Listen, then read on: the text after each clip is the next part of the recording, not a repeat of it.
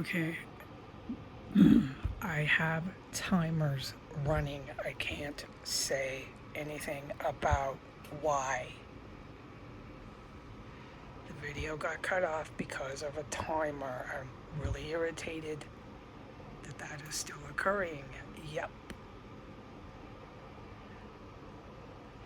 The male who I know they got married, they had a kid, this group, I'm not going to say names, he came up. He tried to just walk right in. Just tried to walk right in. The sibling, the sister had come up twice before that, just pounding on my door, telling me to open it, open it, open it. Um, on and on and on. That happened twice with the sister. Then the male came up, just walked, tried to walk right in. I held that. I was standing by the door. I was like, whoa, and I had every right to close my door. I said, no, thank you. I'm being very amicable. I'm being very nice. I'm being very friendly about it. I'm saying Merry Christmas every time to them. Merry Christmas. Please respect my privacy. Please stop knocking. Please stop entering into my room at free will. You don't have the right to open the door and march right in here.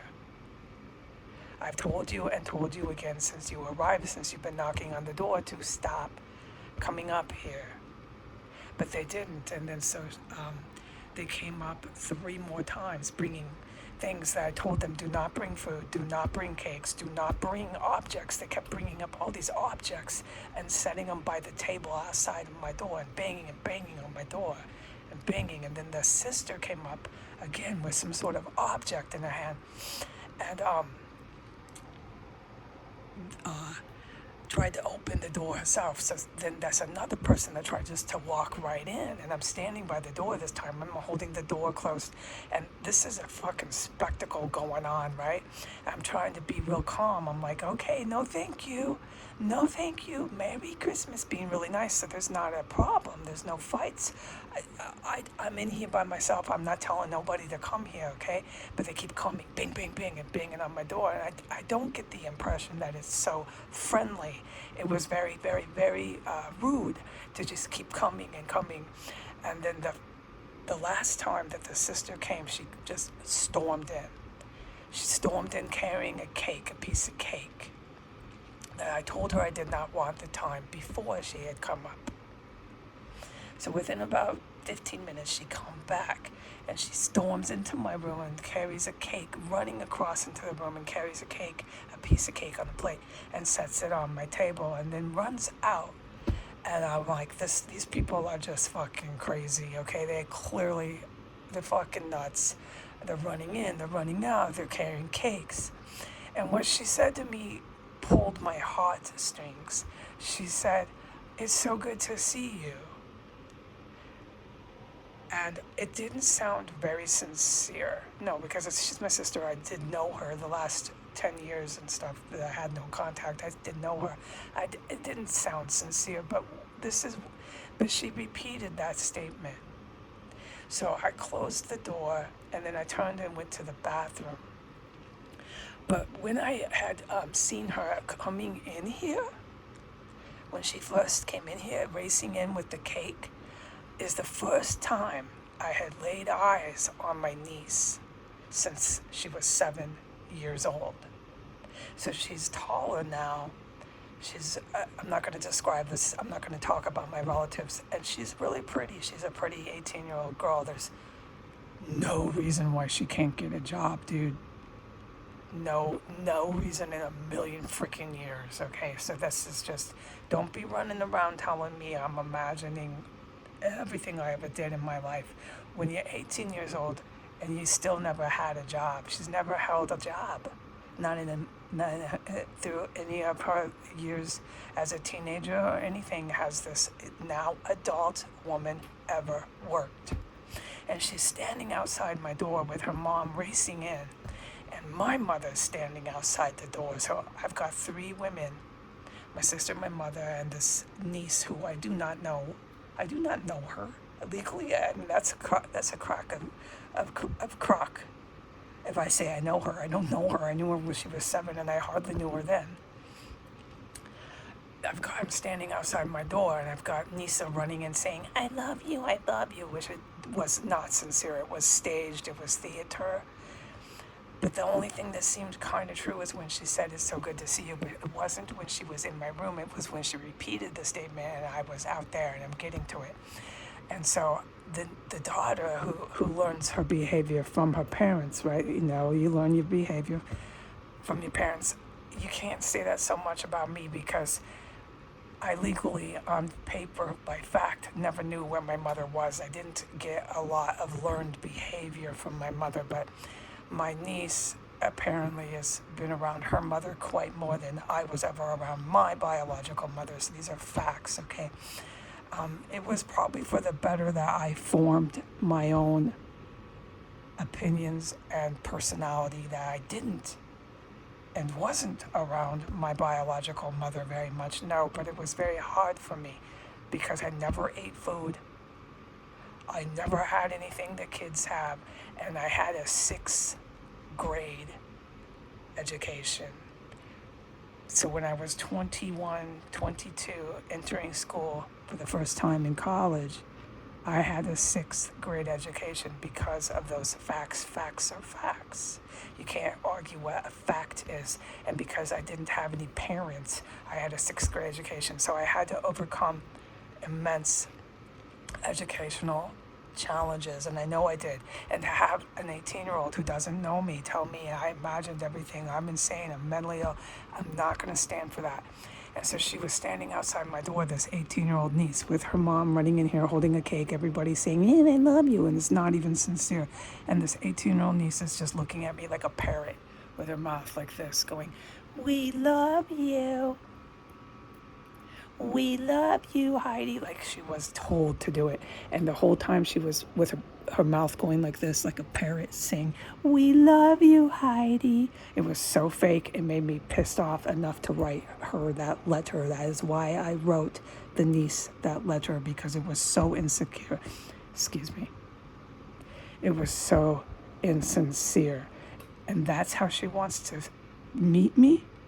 And that's how she sees me. She has so zero respect for the person I am that she pulls that malarkey at 18 years old outside my door when I'm in the situation I'm in after coming back from Washington, D.C. This 18-year-old girl seems to think she supersedes me and has something over me. Oh, clearly. Oh, yeah.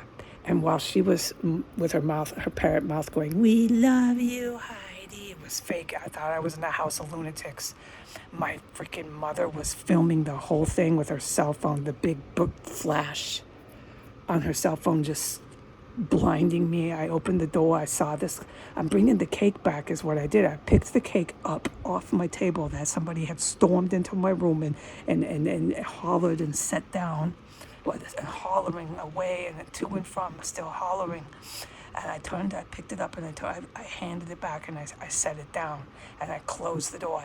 I never said one word, but I was being filmed. I had an 18-year-old niece who I don't even know. I couldn't even ID her if she was a Jane Doe. Do you know that? If she was a Jane Doe, I couldn't be the one to ID her at the morgue. I'm not the one to call. I wouldn't know who she is. But this little girl knows everything about me. Yeah, really?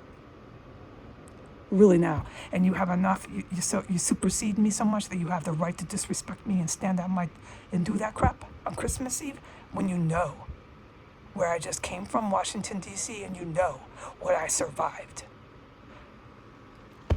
No, because according to this crowd here, I imagined every minute of it.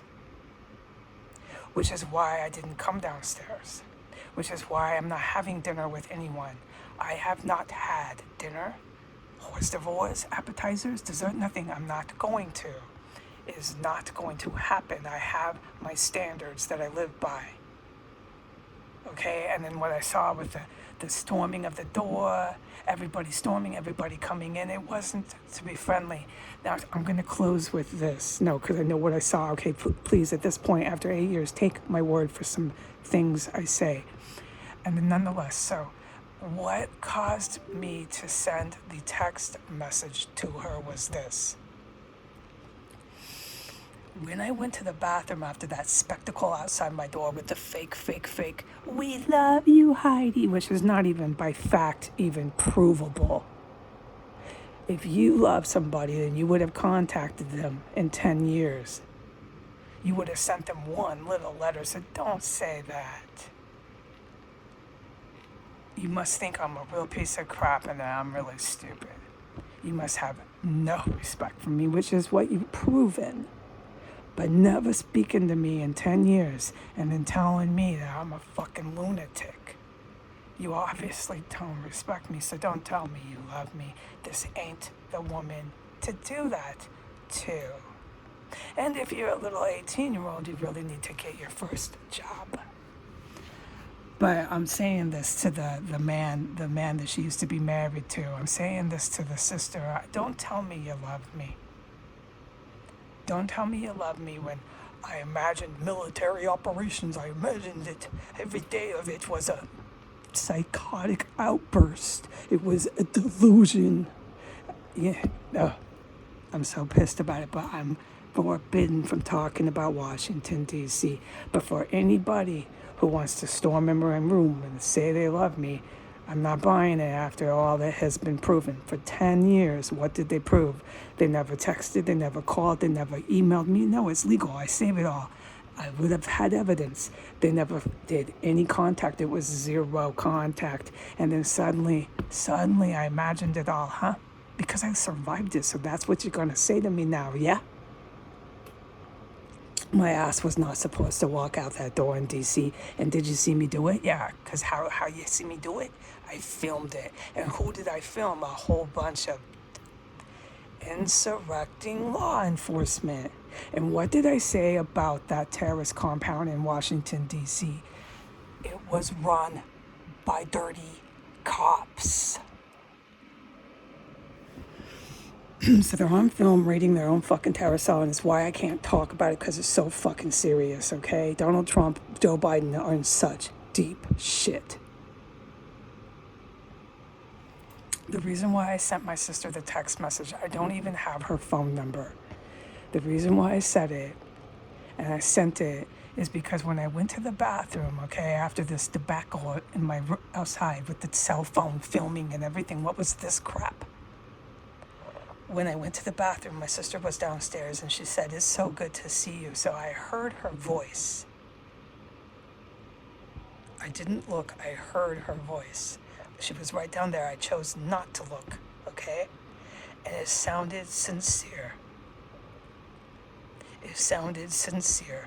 And this is what I'm going to close with, all right? I saw incredible numbers of death in 1509 S Street Northwest. I took a bath on a regular basis for 6 entire years. On a regular basis, I would have to take a bath with the house engulfed in the stench of dead bodies that was so strong. If you open that door going to S Street, the stench would billow out and you could smell it on the sidewalk. I had to bathe to that. I know what death is all about. I heard women being killed in there. I heard men being killed in there. I saw trails of blood. I saw it all. Now, I can't talk about that house because there's more than that I witnessed. I sat in there. I did stuff in there too. I did stuff and things for the good guys. Remember what I say. So I was in there doing stuff and things and very aware of stuff and things. Okay, I saw a lot of death in there. I didn't see it hands-on, no. I didn't see anybody get shot and stuff like that. We know that. I made that clear. I filmed enough of those 6 years for people to know I didn't, like you see my hand, I didn't see someone get shot point blank. No. Okay, but nonetheless, oh God, anything you want to say I legally witnessed, I did, except the vision. A lot of the vision I missed it, which I'm really glad. But I saw a lot of death in there, or you know what I mean. And having to bathe with the stench of corpses and having that stench just billow out the front door, this happened a handful of dozens of times. When I heard my sister say, "It's so good to see you," that was the only time out of this multiple hours charade that she was pulling at my door. That was the only time, because she is my sister, that she actually meant it. I've seen so much fucking death. It changed me forever what happened in Washington, D.C. You'll never be the same if you go through something like that. So that's why I text messaged her, because I could not live with myself. If something happened to my sister and I had not at least somehow told her that I cared and I loved her for what I knew of her, and that I'm willing to talk to her and open the journey, start the journey to forgiveness. Because you telling somebody they imagined the shit I went through, and you telling someone that you can just suddenly pop up after 10 years, it's not that simple to do that. And if she drives away tonight, and let's say they get in a car accident, everybody dies. God forbid. Okay, I don't want that to happen. But I would not forgive myself if I heard that tone of her voice and didn't reply somehow. But this charade that I saw when she first came up to the door, my sister was pulling the "I'm mentally ill" crap. She was saying, "You're afraid to come out, we know." And she was condescending and talking to me like I'm a fucking retard. I wouldn't open the door. That's the narrative. Narrative, by definition, that they've had, the two in this house. And apparently now my niece is doing it. And my niece is her dad, and my niece's mother, which is my sister. They all have this narrative that I'm mentally ill and that I imagine everything. It's all a delusion. It's all in my mind. The last 10 years, I'm just a nut job. And it's very painful and hurtful. And especially after what I did survive in DC, I can't just go be real nice. I'd rather just have my space. And so they never respected that tonight. They just kept coming in, barging in, and not any of it was sincere. Because the first times when she's banging on the door, she was saying, "I know you're afraid to come out. You're so afraid." And she was making comments on and on about that implied. They were very insinuating that I'm a loony toony in here, and I just don't want to come out. I'm too scared. I'm too cuckoo. So that's not the case. It was I don't want to engage, okay, with this crap. Okay, I'm just not up for it. So I was gonna let them have their little party, okay?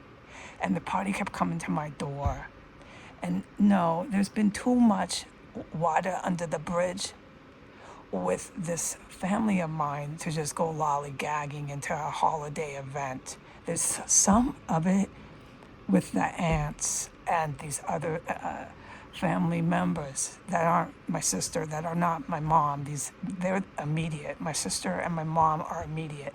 These aunts and these uncles, I got one thing to tell all of you. You're going to hell when you die. I ain't going to your burial. And I'm gonna be glad you're in hell. That's Aunt Teresa, that's Aunt Patty. You go to hell, ma'am. You better fucking get ready for that. And that's what I think about you till the day you're dead. And that's what I'm gonna think about you when you're dead, is that you're finally in hell. All right? All right, now I'm back in Washington State. Okay, this is where I was born. So for all these Washingtonians that want to treat me so shitty, I've got another thing coming for you, okay? But it ain't gonna be me. Let me remind you who the man I marry is. But I'm forbidden from talking about him. But let me just tell you. You think what's happening in Europe is bad? You need to think about the United States, and you need to think about Hiroshima. Okay? You need to think about nuclear weapons, and you can salute my future husband for that. And this little niece that I have, she better not tell me that I'm imagining my fiance, because that's going to get her in a lot of trouble. All right, have a good night. Goodbye.